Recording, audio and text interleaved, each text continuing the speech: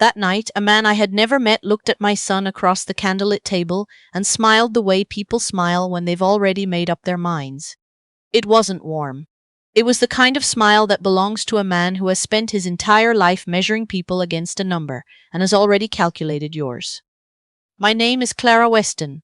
I'm 62 years old, and I have been reading rooms for a very long time. When you start your career at 22 washing dishes in a hotel banquet kitchen, you learn quickly how certain people treat those they consider invisible.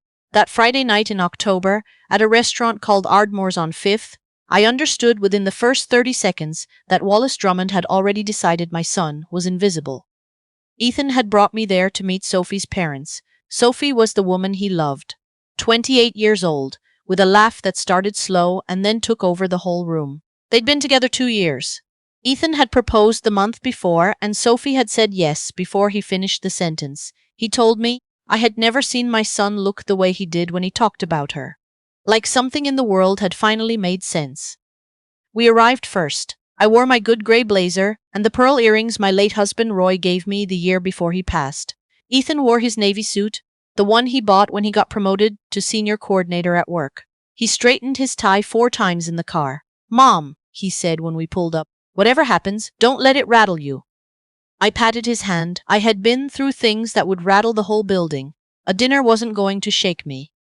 Wallace Drummond arrived with his wife, Darlene, and Sophie. He was a tall man, early 60s, the kind who still had all his hair and knew it. He wore a sport coat that probably cost more than Ethan's first car, and he carried himself with the particular ease of someone who expected the best table without having to ask. The maitre d' gave it to him. Some people just radiate that expectation, and the world keeps rushing forward to meet it. The first 20 minutes were fine. Surface conversation. Sophie's sister's new baby. The restaurant's lamb chops. The weekend traffic coming in from the suburbs. Wallace ordered a bottle of Cabernet without asking whether anyone had a preference, which told me something. Darlene smiled pleasantly and said very little. She was the kind of woman who had learned to take up less space than she deserved, and I recognized it because I had been her once, before I decided I wasn't going to be anymore. Then Wallace set down his glass and looked at Ethan the way you look at a house before you decide it isn't worth the asking price. "So Ethan," he said, "walk me through what you do exactly." Ethan set down his fork. "I'm a senior event coordinator. I've been with the same company for about 5 years. Weston Events. We handle corporate and private events across the region. Galas, conferences, large-scale private functions." Wallace nodded, slowly. The kind of nod that means the opposite of agreement. "Event coordinator." He let the word sit a beat too long. "So you're, what, arranging centerpieces? Confirming caterers?" "Dad," Sophie said softly. "I'm asking a genuine question, sweetheart." He refilled his own glass. Sophie didn't grow up the way some people grew up. Private school, travel every year, a certain standard of living. I don't think it's unreasonable for me to ask the man who wants to marry her what kind of future he can offer. He turned back to Ethan. "I'm sure you work hard. I'm not saying otherwise. But a coordinator's salary, even a senior one, that's not going to give her what she's used to. And I'd rather be honest now than watch my daughter struggle later." The whole table went quiet. I felt something rise in my chest. Not quite anger, something older and steadier than anger. I saw Ethan's jaw tighten. I saw Sophie staring at her water glass. I saw Darlene very carefully studying the pattern on the tablecloth. I said nothing. Not because I had nothing to say, I had quite a lot to say. I said nothing because I was sitting there looking at Wallace Drummond, at the cufflinks, the easy posture, the absolute certainty he had about the value of other people, and I was remembering something. A name in my inbox. A voice on my phone from 2 months ago. A file sitting on my desk back at the office. I touched Ethan's arm. "I think we should head out, sweetheart." He nodded without looking at Wallace. Sophie started to reach for his hand, and he let her take it briefly before he stood. I thanked Darlene for coming. I said nothing to Wallace. I picked up my purse and walked out with my head exactly where it always is. Outside, in the parking garage, Ethan exhaled like he'd been holding it since we sat down. I should have said something to him. "You said exactly what needed to be said." "He called me." "I know what he called you." I unlocked the car. "Get in, baby." We drove home through the quiet of a Friday night. Ethan sat the way he used to sit as a little boy after a hard day, shoulders pulled in, eyes on the passing streetlights. He was 33 years old, and the father of the woman he loved had just told him, in a restaurant, in front of his own mother, that he did not measure up. I reached over at the red light and squeezed his hand. He squeezed back and didn't say anything. I want to tell you where I started, so you understand where I was that night. When Roy and I got married, we rented a 2-bedroom apartment in a part of town where the grocery store closed at 9. Roy worked loading trucks at a distribution center. I worked banquet service at a downtown hotel, setting up tables, serving, bussing, cleaning. We made just enough. Not enough to save, not enough to breathe easy, just enough to start the next month and do it again. When Ethan was 4 years old, Roy had a heart attack. He was 31. He didn't make it. I won't spend long on that part. Some grief you carry quietly because you have no other option. Because there's a 4-year-old watching your face to decide whether the world is still safe, and you have to tell him it is, even on the days you are not sure yourself. I went back to work that following week. The hotel moved me into banquet coordination because I was reliable, and I knew every vendor, every timeline, everything that could go wrong on a Saturday evening with 300 guests and one malfunctioning oven. My supervisor at the time, a woman named Bernadette, told me I had a natural instinct for logistics that she'd never had to teach. I didn't know what to do with that, so I just kept learning how the vendor contracts worked, how markup translated into actual margin, how a client's anxiety on the day of their event was always at its root a fear that they were going to be forgotten.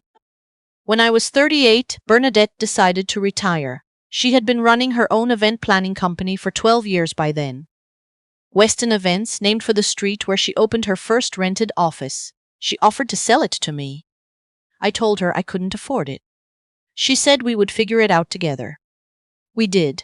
I paid her back in 2 years. I didn't buy new clothes during that time. I didn't take a vacation. I ate peanut butter on more nights than I'd like to remember. But I paid her back every cent, on time, and I kept the company name because it was hers first, and I felt I owed her that much. Have you ever watched someone underestimate you and said nothing because you knew the ending they couldn't see yet? Tell me in the comments. I read every single one. By the time Ethan was in his late 20s, Weston Events employed 70 people and had booked events for some of the largest corporations in the state.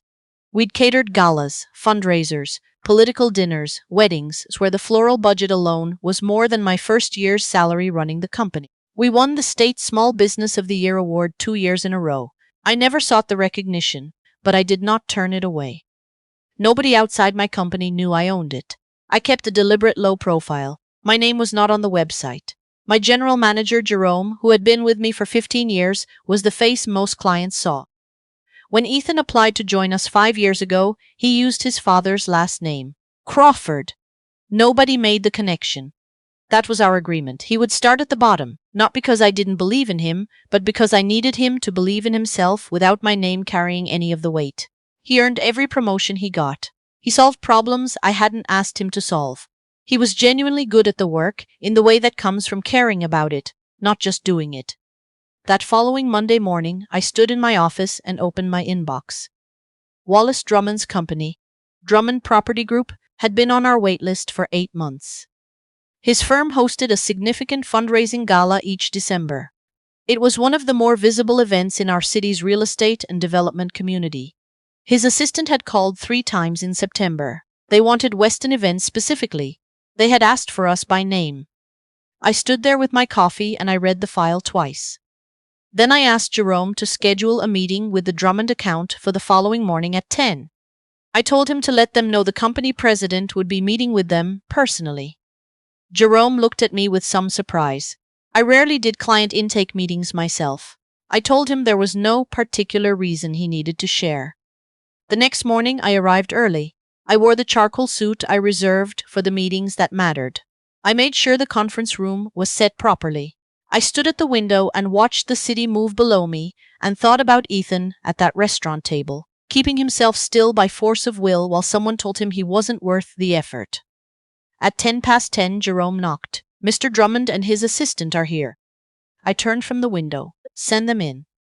Wallace walked in mid-sentence, already saying something to the woman beside him, already comfortable, already certain of how this was going to go.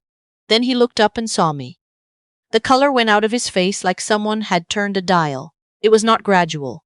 His mouth opened, and then it stayed that way. Mrs. He stopped. I'm sorry. I was expecting to meet with I was told the president. I am the president, I said. Clara Weston, please, sit down. He sat. His assistant opened a laptop she did not look at again. Wallace cleared his throat. He tried to collect himself and almost managed it. I wasn't aware, Sophie never said. There was no reason she would have, I said. I don't discuss my business with people I haven't met. Until last Friday, Mr. Drummond, that included you. I opened the folder. Your firm has been requesting our services for 8 months. Based on your event brief and the scope of your December gala, Weston Events could accommodate you. We're very good at what we do. I paused. As the man you called unqualified could have told you, if you'd thought to ask him. Wallace's jaw moved without producing a sound. I'm not here to embarrass you, I said. I want you to understand something clearly. Ethan Crawford applied to this company on his own. He was hired on his own. He has advanced on his own. Nobody at this firm has ever done him a favor he didn't earn. The name he uses at work is his father's name, a man who loaded trucks for a living and loved his son without conditions and died before he got to see who that son became. I folded my hands. That is the man you called unworthy of your daughter at a dinner table. Wallace looked down at his hands. You may submit your December brief to Jerome, I said. We'll review it and be in touch. He stood. At the door he stopped, his back still half toward me. Mrs. Weston. His voice had changed. Something in it had gone soft and rough at the same time. I'm sorry. I mean that. I watched him leave without answering. When the door closed, I sat back down in my chair and looked out the window for a long time. I did not feel victorious. I felt the way you feel at the end of a very long week, drained in a way that is not entirely unpleasant, because at least you finished what you started. The problem was, it didn't stop there. 4 weeks later, Ethan came home on a Thursday evening and sat down at my kitchen table with his coat still on. He always hangs up his coat. It is the one habit he has had since he was a teenager. Like if the coat is on the hook, then everything is where it belongs. When he sat down still wearing it, I knew before he said a word. Sophie ended it, he said. I turned off the burner. She said her dad told her he'd cut her off completely if she went through with the wedding. She said she loves me. She made sure I knew that, but she said she couldn't spend her life fighting her own family. She said she hoped someday I'd understand. He looked at the table. She cried the whole time. I could hear her crying, and I kept thinking I should say something that would fix it, but she had already decided. You can hear when someone has already decided. He did not cry that night. He went to bed early and lay very still, and somehow that was the hardest thing to witness. Have you ever had to hold someone while their heart broke and find something to say that wasn't a lie? Tell me about it in the comments. I gave it 2 weeks. Then Jerome came into my office on a Tuesday afternoon with a printout in his hand, and an expression I had only seen on him twice before, both times when something had gone deliberately wrong. Someone had contacted 3 of our longtime corporate clients by email. Anonymous address, a forwarded chain, suggesting that a senior coordinator on our team had mishandled a client file and was under internal review. It was specific enough to sound credible. It was also a complete lie. The name in the message was Ethan Crawford. 2 of the 3 clients had already called Jerome to ask questions. No one had pulled a contract yet. But the message had been sent, and once something like that is out there, it lives in the back of someone's mind regardless of what you tell them afterward. I traced the origin as far as I could. I couldn't get all the way to a name, but the language in the email included operational details that required familiarity with how our company worked, or access to someone who had recently been inside our building. Wallace Drummond had been in our building 3 weeks ago. I sat with that for the rest of the day. Then I picked up the phone. His assistant put me through in under a minute. Mrs. Weston, Wallace said, quiet, like he had been expecting it. I'll be brief, I said. Someone sent a defamatory communication to 3 of my clients. That communication targeted my son by name. Whoever sent it made a serious error in judgment, and I intend to treat it as such, through every legal and professional channel available to me. I kept my voice level. However, if the responsible party were to reach back out to those clients, correct the record fully, and step back from any further involvement with my company or my employees, I would be willing to handle this privately rather than publicly. That decision needs to be made by end of business Friday. A long silence. And if I can't help you identify whoever, Friday, I said, and I hung up. By Thursday morning, Jerome had received correction emails from the same anonymous address sent to all three clients. They stated clearly that the prior message had contained inaccurate information and should be disregarded entirely. All three clients were satisfied. Two called to say so personally. I did not follow up with Wallace. I did not need to. The December gala went forward. Jerome managed the account. I was not present. I heard from a vendor colleague that the event went well. Good room, good food, the kind of evening that gets mentioned in the business section on Monday. I was glad for my staff. They deserved that acknowledgement, regardless of who the client was. The months after that moved the way months move when you are healing something, slowly, and then all at once. Ethan came to Sunday dinners. He worked hard. He didn't mention Sophie's name for a long time, and I didn't either. I made pot roast and cornbread and sweet tea, and I let him talk about whatever he wanted to talk about. And sometimes we just watched a game together without saying much, and that was enough. Then one Sunday in late spring, he showed up with a woman named Zoe. She was a high school history teacher. She brought a pie she had made herself. Wrong ratio of crust to filling, she announced immediately and cheerfully, before I had taken a single bite. I liked her right away. At dinner, I watched Ethan watch her. There is a particular quality of attention a good man gives a woman he is beginning to fall for. He doesn't stare, he just checks, quietly, like he wants to make sure she is doing okay, like her being okay matters more than whatever he was saying. Roy used to do that with me, 35 years ago, across a kitchen table that cost us $40 at a second-hand sale. Later, when Zoe stepped outside to call her sister, Ethan looked at me. "She's really good, Mom." "I know," I said. "It's different this time." "I can see that." He nodded slowly, like he was still getting used to being allowed to feel it. I received a handwritten note from Darlene Drummond in April. She said she was sorry for what had happened at the dinner, and sorrier for everything that followed. She said she had watched her husband prioritize the idea of wealth over the reality of people for 3 decades, and that she had not said enough, loudly enough, for long enough to change it. She said Sophie was doing better. She thanked me for the restraint I had shown throughout. I thought for several days about how to respond. Then I wrote 4 sentences. "Thank you for reaching out. I hope Sophie finds her way to what she actually wants. Your honesty took real courage. Take care of yourself." I meant all of it. I heard through the industry, later, that Wallace's firm had a difficult year. A development project fell through. A zoning dispute cost him considerably. I don't know how much of it was connected to anything. I did not ask, and I did not feel satisfaction about it, only a quiet and slightly sad sense that the world has a way of finding its own level without our help. What I think about now, when I have enough distance to think clearly, is this. Wallace Drummond sat across from my son at a restaurant and saw a salary. He saw a title that didn't impress him. He did not see the man who drove 4 hours round trip to bring me chicken soup during our busiest week of the year when I had bronchitis, and never once mentioned it. He did not see the man who still calls on the anniversary of his father's death, not because he has to, but because he wants someone to remember Roy out loud with him. He did not see the man who takes a couple's wedding rehearsal dinner seriously, because he understands, without needing to be told, that the memory they carry forward matters. He saw a number, and numbers were the only language he had ever learned to speak.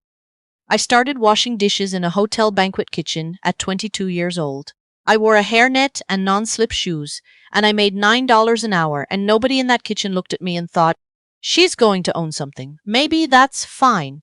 Maybe it's better even." Because I built everything I have with my eyes open, knowing exactly what it feels like to be looked through, and I have never, not one time, used that feeling as a reason to make someone else feel smaller. That is the thing I am most proud of. Not the company, not the awards, not the fact that Wallace Drummond had to sit across from me and recalculate everything he thought he knew about the woman whose son he had dismissed over dinner. I am proud that I raised a son who sat across from a man who reduced him to nothing and kept his dignity like it was something he had always owned outright. Because it was. It always was. If this story reached you, if something in it felt familiar, felt like something you have carried, tell me about it in the comments. I read every one. And if you know someone who needs to be reminded that their value was never up for another person to decide, pass this along. That is the only reason I am telling it.